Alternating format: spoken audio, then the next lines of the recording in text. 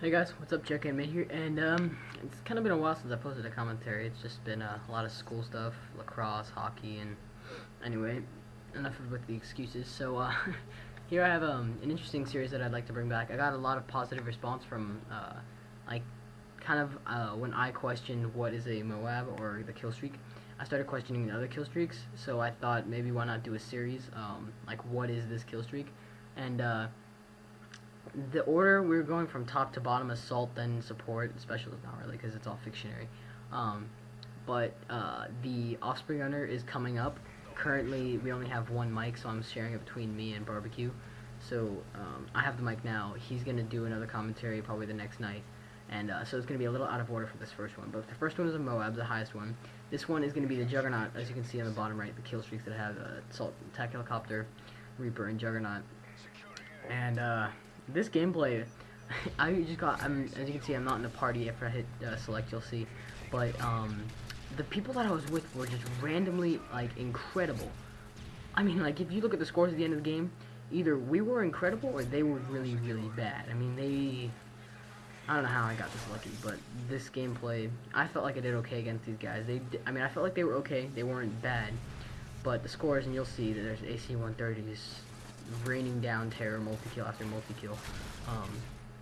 Yeah, I did unlock a prestige token to unlock the portable radar because it's unlocked at like 77 or 78, which is ridiculous. But I'll point in and out about the the gameplay a little bit. So yeah, the Juggernaut suit. A lot of people say, I mean, I mean, like I told you guys, I look up facts about these things, and the Juggernaut suit is not designed for warfare. It's not designed for any of that.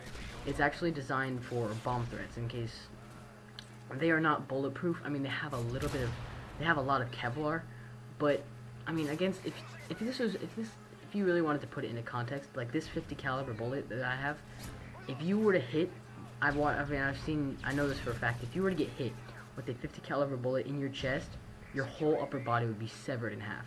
Like it's pretty nasty of what a 50 caliber bullet can do.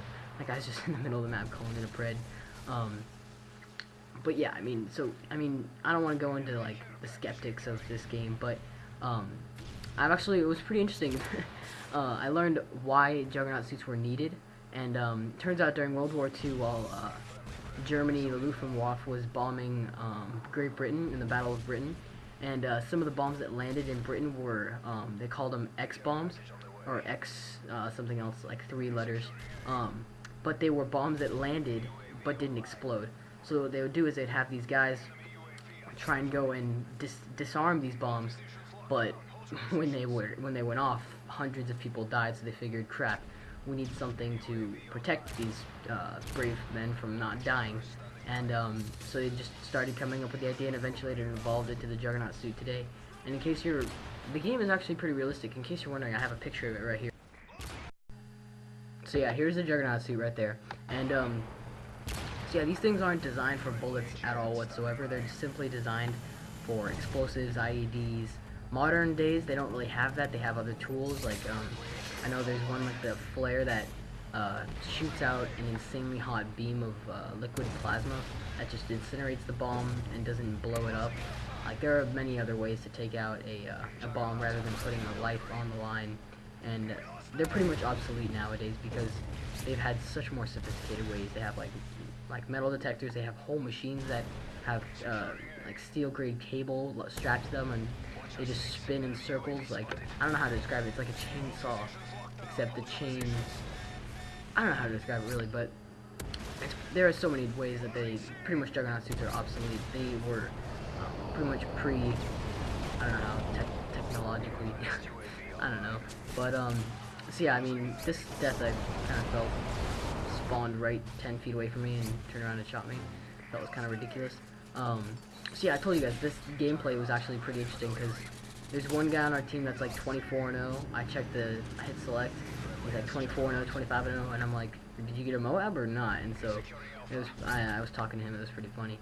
He told me he got one and he was waiting to call it in. But so yeah, the Juggernaut suit in general, tips. I mean, I really never even use the thing because I think it's so underpowered, but don't really use it that often. I don't really, but if you guys have tips, I mean, I would probably not do what I'm doing. The Juggernaut suit has like barely any health. I mean, for a suit that gives you a piece of crap gun like this, with iron sights that are pieces of crap, the fact that you can die from a rocket direct impact, which is pretty damn easy. Stinger missiles lock onto you, which is pretty, I don't know, I've seen it done before, but I've never tried it myself.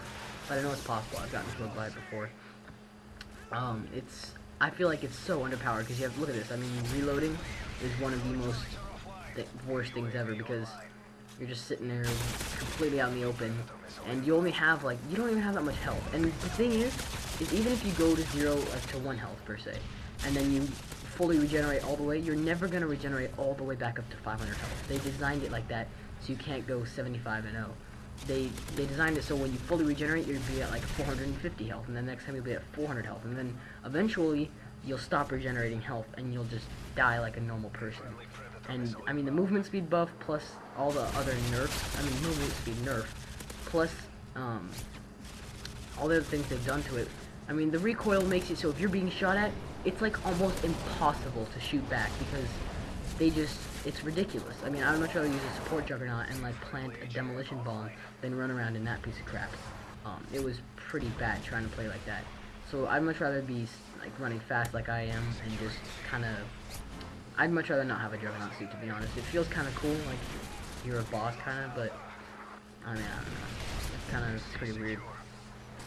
But yeah, so that's the Juggernaut gameplay. I didn't really get many kills with it. It's kind of sad, but I don't really use the Juggernaut that much. So yeah, the way the series is gonna kind of be going, we're gonna be like switching off. Like I know at the moment Barbecue's working on the Osprey Gunner. The Osprey Gunner is really complicated, and I know it's gonna be tough. Juggernaut is not really that complicated, so I figured why not do it before. But we're gonna kind of go from descending order from highest Killstreak to bottom. So we started with the Moab. This one's gonna go out before the Osprey Gunner just because, like I said, it's it. But then we're gonna go switch off back and forth between 12, 11, like all the way down to the UAV, and then we'll go to support, which some of them will skip, like the UAV. But just kind of interesting facts about things that I really didn't know about and why things were implemented.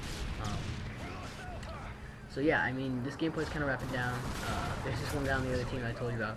He got his Moab, and this whole gameplay was, I mean, I just met these random people. But this guy with his, look at that, 6-man freaking stealth bomber with the AC-130 that got like a triple kill 10 seconds before. Like, this whole gameplay was filled with guys that were going like 55 and 0. So I know one guy went 36 and 0. And things that I really like Modern Warfare to fix was, I remember, like, did you see like right there the lag that I like kind of teleported? I mean, I have really good internet. I have like what, like 18 up, 18 down and 3 up, upload and download, and I still feel lag for some reason. I mean, the lag compensation, if I ever join a game and I know I have host, I instantly back out, because this game has taken the host and made it something you never ever want to have. I hate having host. It is absolutely terrible. Like right there, the guy like teleported. Like, this is from the PVR, so it's exactly what you see. It's not theater mode. Like, these guys are teleporting everywhere. If you saw that last 10 seconds where I shot and then it gave me the headshot while I was reloading, I mean, I don't know. I know it's definitely not from my side. Infinity Ward is definitely trying to screw with people and trying to make the playing field level. But if we have to make the playing level as good as the worst player ever, nobody's gonna buy the game. You can't. Life isn't fair, and the more you try and make it fair, the more you're gonna screw up the game. So that's my little rant about lag compensation, but that's all I have for the gameplay, guys. So thank you guys all for watching. If you can, like, favorite, rate, comment, makes my day. I love reading the comments. I'll see you guys later. Thanks for watching. See you guys later. Again.